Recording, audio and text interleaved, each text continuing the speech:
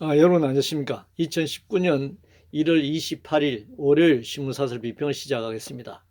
먼저 경산호위 관련된 사설입니다. 조선일보는 기어이 경제 멈춰 세우겠다는 민노총의 7가지 청구서라는 제목의 사설에서 탄력근로제 확대 반대, 최저임금 결정 체계 개편 반대, ILO 핵심 협약 비준, 정규조 합법화, 공무원노조 해직자 복직, 광주형 일자리 철회, 제주영리병원 허가 취소 등 7가지 청구서를 지금 정부에 제기하면서 아마 이거 다 정부가 문재인 정부 들어주면 우리나라 경제가 멈춘다.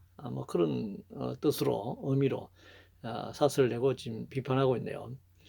아니 사업장 노사관계에서 노조가 단체 것을 요구하듯이 전국적 차원의 총연맹 단위에서 정부나 총자본에 대해 당연히 노조가 요구하는 것이 내용입니다. 지금도 세계 2위의 그 장시간 노동인데 탄력근로 현재 52시간 상한이지 않습니까? 그것도 뭐 단축도 아닌데 단축이라고 주장하고 있습니다만 주 52시간이 64시간, 뭐 68시간까지 연장될 수 있는 이 탄력 근로제, 유럽의 하루 노동 시간의 2배에 달하는 그런 노동을 강요할 수 있는 탄력적 근로 시간제, 이걸 확대하는 것, 당연히 노동자들이 반대해야 하는 것이고 반대할 수 있는 겁니다. 그리고 최저임금 제도 자체를 무료화시키는 시도 역시 당연히 반대할 수 있는 것이죠. 그 외의 조항 어느 것 하나 노동자의 삶에 영향을 끼치지 않는 것이 없습니다. 그렇기 때문에 노동조합법에도 그렇게 되어 있습니다. 노동자의 정치, 경제, 사회 지위 향상과 관련된 내용 다 교습이 되고 경제라고 하는 것이 생산의 측면도 있지만 노동자의 삶에 관련된 문제, 소비와 관련된 문제 다 경제와 경제가 결합되어 있는 것이죠. 그렇기 때문에 총연맹이 전국 단위 노조에서 정부나 총자본, 뭐 재계라든가 경영계에 당연히 요구할 수 있는 것이다 이렇게 생각합니다. 한국경신문은 민노총에 좌판 깔아주는 경사노예로 가서는 안 된다. 결론적으로는 이 민노총 대의원대회에서 사실은 통과되지 않았습니다. 대의원들이 반대한 것이죠. 경사노예가 무슨 뭐 민주노총에 좌판을 깔아주는 것이 아니고 탄력근로제라든가 최저임금제 계약이라든가 이런 걸 통과시키기 위해서 민주노총에 참여해서 이제 명분을 얻으려고 하는 거죠. 그래서 민주노총은 수렁으로 빠지는 그런 것이다. 경사노예는 민주노총에게 뭐 판을 깔아줘가지고 민주노총이 뭐 엄청난 덕을 보는 그런 것이 아니고 현실적으로는 노동관계법 각종 제도를 개혁하는데 민주노총을 거세기로 활용하겠다. 그 노동계가 참여해서 이 제도를 만들었다라고 하는 명분을 만들려고 하는 것이다 하는 겁니다. 문화일보는 민노총 슈퍼갑 행태 방주에서는 한국경제 가망 없다.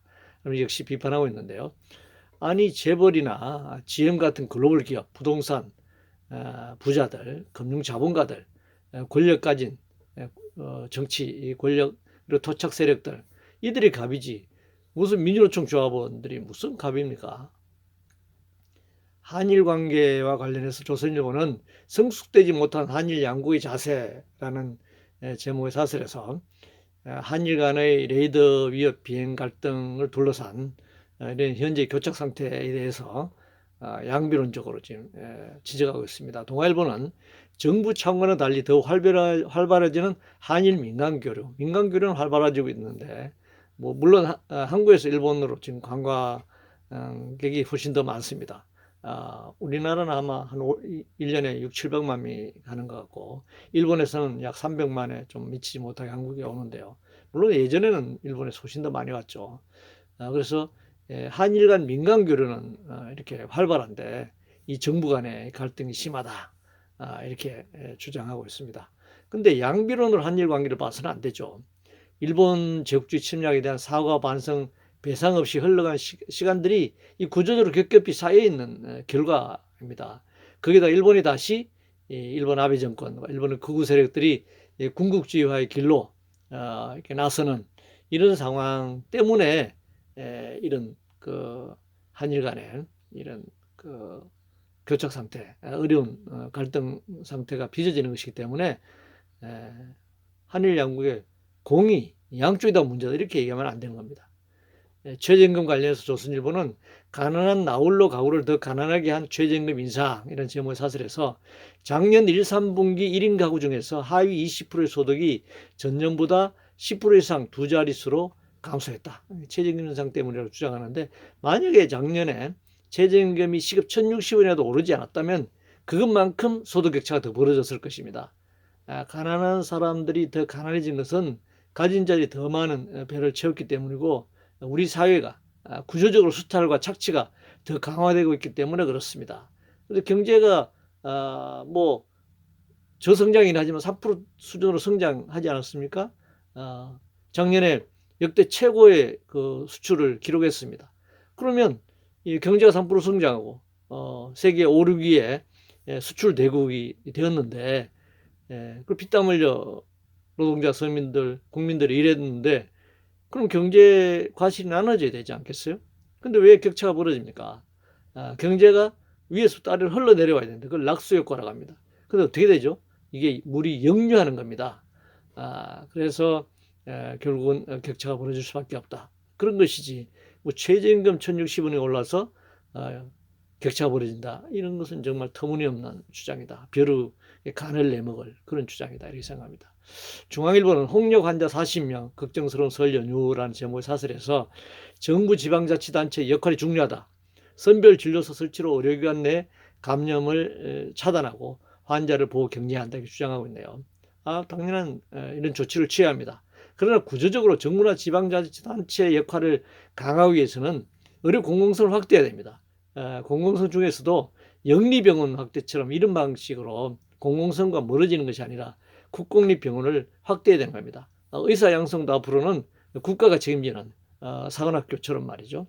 그렇게 해서 그들이 이 공공병원에 근무할 수 있게 하고 이 영리를 목적으로 하는 병원 수를 줄여나가는 그렇게 해야지만 지금은 뭐 지방자치단체도 그나마 지방의료원도 진주의료원을 막 폐쇄하는 그런 조치를 봤습니다만은 지방의료원 보건소 이런 부분들이 더 공공성을 강화하고 의료시설을 늘리고 병상을 늘리고 이렇게 해야 되는 것입니다. 자유한국당이 정말 아주 여러 가지 뉴스를 만들고 있는데요. 중앙일보는 단식 자유한국당의 고질적인 무개념 이런 제목의 사설로서 자유한국당을 비판하고 있는데 5시간 30분씩 릴레이 단식 이거야말로 생쇼죠.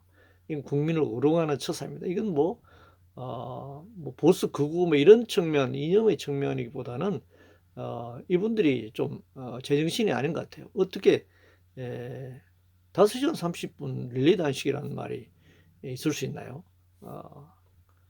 정말 그 단식 진정으로 단식하는 사람들이 참 이런 얘기를 들으면 참 기가 찰 노릇입니다. 공장 뭐 이 등대 공장이라는 말을 썼는데요. 중앙일보는 혁신 모범 하나 없는 한국 공장 죄조업 등대 꺼지나라는 제목의 사설에서 세계적 컨설팅 그룹 맥킨지와 세계 경제 포럼이 세계 제조업의 변화를 이끄는 등대 공장 이걸 뭐 영어로 라이트하우스 팩토리스라고 하네요. 등대 공장 16곳을 좀 발표했는데 한국에 하나도 없다는 겁니다. 근데 이제 이렇게 세계적인 등대 공장이 없는 것은 우리나라가 노조의 동의를 얻어서 뭐 경영 계획을 수립해야 하고 공장을 옮기기 위해서도 노조 동의가 필요하고 그리고 정부는 또 뭐 규제와 간섭을 너무 많이 하고 이래서 없다 이렇게 주장하고 있는데 사실 뭐 이 세계적인 이 대공장은 우리나라가 미국, 일본, 독일 등에 비해 전체적으로 기술이 앞선 것도 아니고 중국처럼 경제 규모가 세계 2위처럼 거대한 그런 경제 규모도 아닌 상황에서 세계 최고나 세계 최대의 공장이 없다고 이게 뭐 심각하다 문제다 이렇게 볼 수는 없잖아요. 세계 수많은 나라들이 산업화와 공업화를 200개가 넘는 나라들이 다 자기 나름대로 산업화나 공업화를 추진해 왔지만 여러 가지 여건 때문에 이게 불균등하게 발전하는 거예요. 그래서 차이가 발생하는 겁니다. 그래서 뭐 완전히 선진국도 있지만 후진국도 있고 개발도상국도 있고 또 그래서 세계 시장에서 틈새 시장에서의 또 자기가 살아남기 위해서 또 경쟁도 하고 그렇게 하는 거죠. 등대 공장 없는 이유가 노조의 동의를 받아야 하고 그래서 경영이 어려워서 그런 건가요? 또 정부 간섭 때문에 등대 공장이 없다. 이거 정말 터무니없는 주장입니다. 중국 같은 경우는 뭐 국가가 개입해서 등대 공장을 만들잖아요. 정부 규제나 이런 걸 통해서 말이죠. 근데 뭐 우리나라 삼성전자가 한국의 뭐 최고의 기업이라고 할 수 있는 세계적인 기업이라고 할 수 있는데 등대 뭐 16개 세계 16개 공장에 들어가지 않는 것 같습니다만 그러면 삼성전자가 등대 공장이 안 된 이유가 노조 동의를 받아야 하고 그래서 그런 경영을 해야 되기 때문에 등대 공장에 안 들어갔나요? 무노조 전략으로 펴왔는데 삼성에 노조가 없었는데 최근 일부가 생기고 있지만 이제까지는 무노조 전략이었잖아요. 그래서 노조 동의 때문에 등대 공장이 만들어지지 않았다. 이것도 엉터리 같은 주장이라고 할 수 있습니다. 그러니까 아무데나 노조 공격하는데 이게 끌어다가 노조를 공격하고 있습니다. 자, 자기 집 마련과 관련된 동아일보 사설입니다. 연봉 13년치를 꼬박 모아야 살 수 있는 집값. 개인도 사이도 불안하다. 이게 왜 13년입니까? 연봉을 꼬박 모은다는 거는 한 푼도 안 쓰고 모은다는 건데 이게 말이 안 되잖아요. 그럼 먹지도 쓰지도 않고 평생 모아야 한다는 거니까 이건 가공적인 숫자죠. 만약에 노동자가 평균임금 연봉 3천만 원 기준으로 월 250만 원을 버는 그 가구에서 그도 뭐 소비를 해야 될 거 아니겠어요. 최소한에. 그래서 한 3분의 1 정도를 저축한다고 가정합시다. 이 정도 저축하기 어렵습니다. 3천만 원 벌어가지고 3, 4인 가족이 한 달에 100만 원까지 저금이 가능하겠습니까? 250만 원 벌어서 100만 원까지 저금하는 게 굉장히 어려운 일이죠. 그러나 연간 1,000만 원 정도를 저축을 한다 치고 30년 저축에 3억 원입니다. 원금이 물론 이자까지 붙으면 더 되겠죠. 서울에서 아파트 살 수 있습니까? 못 삽니다. 그래서 이게 지금 무슨 뭐 월급으로 뭐 연봉으로 수도권에서 집을 산다. 어려운 일이죠. 그래서 이 가계부채가 집을 사기 위해서 부채가 늘어나고 여러 가지 문제가 생깁니다. 그래서 투기를 하고 그래 이사를 옮겨 다니고 이런 일이 벌어지죠. 공시가격 관련해서 동아일보는 깜깜이 공시가격 산정 공정성 투명성 없이 신뢰 못 얻어 멸경신문 한 달 새 10억 오락가락 고무줄 공시가격 어떻게 수용하겠나 라면서 이 공시가격 산정에 대한 기준이나 이런 것들에 대해 비판을 하고 있습니다. 물론 산정 기준이 투명하고 객관적이어야 하죠. 뭐 이건 굉장히 아주 세분화하더라도 그 차상위 어떤 기준에 있어서 기준을 정하면 그 기준의 바로 이 차상위와 차하위에 있어서는 갈등이 생기게 마련이고 객관성에 대한 여러 가지 논란이 생기게 마련입니다. 그래서 뭐 그런 기준은 잘 이제 정해서 논란이 줄어들도록 해야 되겠죠. 그런데 그 기준 문제와 공시지가 자체를 높이는 문제는 이제 별개의 문제로 봐야 한다.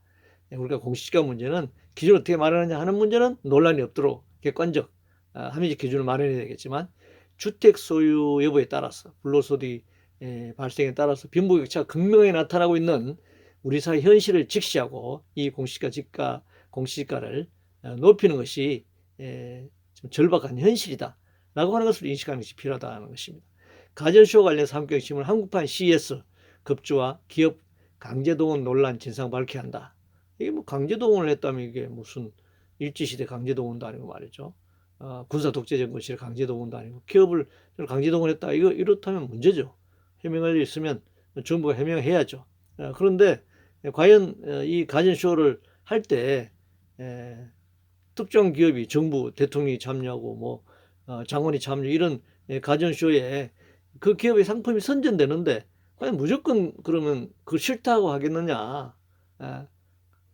강압적인 측면 강압적으로만 했다면 문제지만 과연 기업이 자기 상품을 선전할 수 있는 기회 그러면 정부의 어떤 정책적 지원을 받을 수 있다라고 하면 그것이 무조건 강제동원 측면에서 봐야 되느냐 이런 것은 따져봐야 되는 문제인 것 같습니다. 그러나 지금 한국경신문이 강제동원했다고 하니까 그러면 이것은 정부가 해명할 일이다 생각합니다. 정식 전원 관련해서 한국경신문은 복불복 정규직 전환, 청년들은 이게 공정이냐고 묻는다라는 제목의 사설에서 공공부문 비정규직 정규직 전환 경쟁 채용이 17만 4,868명 중에 15.7%에 불과하다는 겁니다. 그러니까 17만 명이 정규직 전환됐는데 경쟁으로 채용된 사람이 15.7%에 불과하다. 이제 그런 주장인데 이게 왜 지금 공공부문의 정규직 부분이 채용돼야 경쟁해서 채용돼야 됩니까? 전환하기로 했잖아요. 박근혜 정권도 자기 임기 중에 공공부문의 비정규직이 다 정규직 전환하겠다고 그랬습니다. 문재인 정부도 대통령 당선도 가장 먼저 찾아온 것이 인천공항이잖아요. 그 인천공항 90%가 비정규직이었는데 정규직 하겠다고 해서 현장에서 약속했어요. 지금 안 지키고 있습니다. 그러니까 이거는 공공부문의 비정규직을 저는 정규직으로 전환하는 거지 그걸 채용하는 게 공개 경쟁을 통해서 채용하는 것이 아닙니다. 그래서 따라서 84.3%가 경쟁 채용이 아닌 전환됐죠. 정규직으로 전환 방식으로 정규직이 됐다면 제대로 된 겁니다. 이거는 제대로 된 거예요. 오히려 공채를 했다면 했다는 것은 일부만 정규직으로 전환을 했다는 그 사업장이 공채를 했다고 하는 것은 비정규직 중에서 경쟁을 통해서 일부만 정규직했다는 거예요. 그럼 대통령 공약에 어긋나는 겁니다. 방위 분담금 관련해서 매일경제신문은 한미 방위비 분담금 동맹의 가치보다 우선하는 건 없다라는 제목의 사설에서 예비역 장성 400여 명이 주한미군 방위비 분담금 모금 운동을 벌이고 있다는 겁니다. 미국은 뭐 1조 원 이상 올려달라. 한국 정부는 1조 원을 넘을 수는 없다. 그러니까 모금해가지고 미국을 더 주자 그런 얘기예요. 문화일보는 한미일 동맹 균열과 안보 붕괴에 걱정하는 군원로 충정이라는 제목의 사설에 역시 이런 분담금 모금 운동을 소개하고 있네요. 근데 원래 이 소파 협정이라는 게 있지 않습니까? 주둔군 지협정. 그러니까 주한미군이 여기 남한에 주둔하고 있는 그 주둔 비용은 주둔군이 미군이 부담하게, 즉 미국이 부담하게 돼 있는데 미국은 소파 협정 외에 한미 방위비 분담금 특별협정이라는 것을 맺는 거죠. 이 강압적으로 뭐 맺어가니까 우리가 힘이 한미 동맹이 평등한 동맹 관계가 아니잖아요. 종속적 동맹 관계잖아요. 그 특별협정으로 이걸 올며 기자 먹기로 한국이 계속 부담해 왔습니다. 근데 그래도 그동안에는 뭐 물가 반영 이런 걸 감안했는데 이 직접 비용만 들어갔죠. 뭐 7천이다 8천억이다 연간 뭐 지금 1조 원 수준까지 왔는데 이거는 직접 비용이죠. 간접 비용까지 가면 뭐 4조 5조까지 지금 계산되고 있는데요. 그래도 이게 물가 반영이라도 했는데 이제는 고정 인상률 7% 8% 아니면 10% 정해놓고 고정 인상률 정해놓고 올려달라는 거예요. 우리나라 경제 성장률이라든가 물가 상승 이런 거 다 이것이 있는 거고 거기에 맞춰서 정부 예산도 이렇게 짜는 건데 무조건 올려달라는 거죠. 그러니까 올려줄 수 없는 거잖아요. 이거 정말. 그리고 미국이 뭐 주한미군을 주둔하고 있는 것이 북한의 남침 위협으로부터 남한을 지키기 위해서만 있는 것이 아니잖아요. 중국이라든가 러시아라든가 이런 이 동북아 지역에 자기네들의 군사 외교적, 경제적 또 이해관계 때문에 있는 것도 있단 말입니다. 그러니까 이런 상황에서 그야말로 대한민국의 정말 장군 출신들이 이렇게 나라의 자존심을 다 팔면서까지 미국에 돈을 더 주지 못해서 이렇게 난리를 피우고 있으니까 정말 한심스럽네요. 한심스럽습니다. 고졸 취업과 관련해서 매일경제신문은 고졸 취업 확대 방안 취지 좋지만 대졸 역차별 없게 해야 한다라는 제목의 사설에서 지방직 구급 공무원 중 마이스트고 특성화고 등 직업계 고교 선발 비율도 작년 20%, 221명에서 30%약 300명 확대하는 건데 이게 뭐 79명 정도 늘리는 거네요. 근데 이 정도 늘리는 걸 가지고 뭐 역차별이다 지금 난리가 났습니다. 이 대졸자도 취업하기 어려운 시기다 보니까 고졸 취업자에 유리한 조건을 이제 부여하는 것이 역차별이라는 말이 이제 나오는 것 같긴 한데 고졸자들의 취업이 더 어려운 현실, 이걸 좀 반영하는 제도이고, 또 뭐 대학을 나와야만 좋은 직장을 얻을 수 있다, 이런 사회적 분위기를 또 바꿀 수 있는 제도 아니겠습니까, 장기적으로.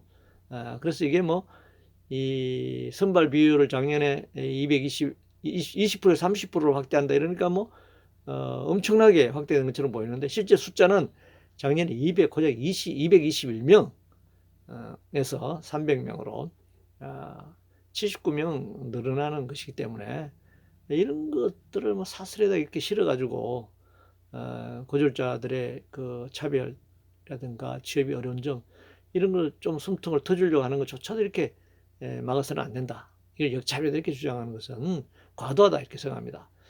자, 대통령 식사와 관련된 사설이네요. 문화일보는 통계로도 확인된 문 대통령 혼밥과 현실 국정 괴리라는 제목의 사설에서 국정의 복잡성이나 권력의 투명성을 고려할 때 1800회 식사 중 공식 일정이 있는 경우는 100회뿐이다. 1년 360일 중 300, 이게 뭐 1800 식사? 그동안에 말이죠. 취임 이후에 식사 횟수가 아마 참 이런 계산까지 다 통계가 있나 봅니다. 문재인 대통령이 되고 식사를 1800번 정도 했는데, 공식적으로 재계를 만난다든가 노동계를 만난다든가 뭐 어떤 단체를 만나서 식사한 경우는 100회밖에 안 된다는 겁니다. 그래서 이게 문제라는 건데, 아무리 이 국정 전반을 총괄하는 대통령이라고 하더라도 이 밥 먹을 때까지도 업무와 관련해서 단체를 만나고 업무와 관련해서 이렇게 식사를 해야 되는지, 이거 참 궁금하네요. 그러니까 뭐 이것은 아마 뭐 노동계를나 무슨 농민들이나 서민들, 뭐 철거민들, 노점상 장애인, 뭐 이주노동자들, 뭐 여성단체들, 노인들, 청년들, 뭐 이런 분들 다 각계각층을 만나서 식사 때마다 만나서 같이 식사하면서 국정을 논하고 이런 거 얘기하는 거 아닌 것 같아요. 재벌들, 재계, 뭐 경제단체, 이런 소위 말하면 기업인들과 자주 안 만난다, 아마 그런 얘기 같습니다. 그리고 또 물론 뭐 야당과 자주 만나지 않는다, 이런 얘기도 있을 수 있겠죠. 근데 이 밥 먹는 시간까지 이렇게 대통령 업무를 꼭 해야 되는, 업무를 하면서 업무상 식사를 해야 된다. 박근혜 대통령은 뭐 주로 자기 집무실도 아니고 자기 숙소에서, 낮에도 숙소에서 뭐 혼자 밥 먹고 있었다 하고 그런 얘기가 있었잖아요. 근데 이건 너무 과도한 비판 아닌가, 그런 생각이 드네요. 이상으로 2019년 1월 28일 월요일 신문사설 비평을 모두 마치겠습니다.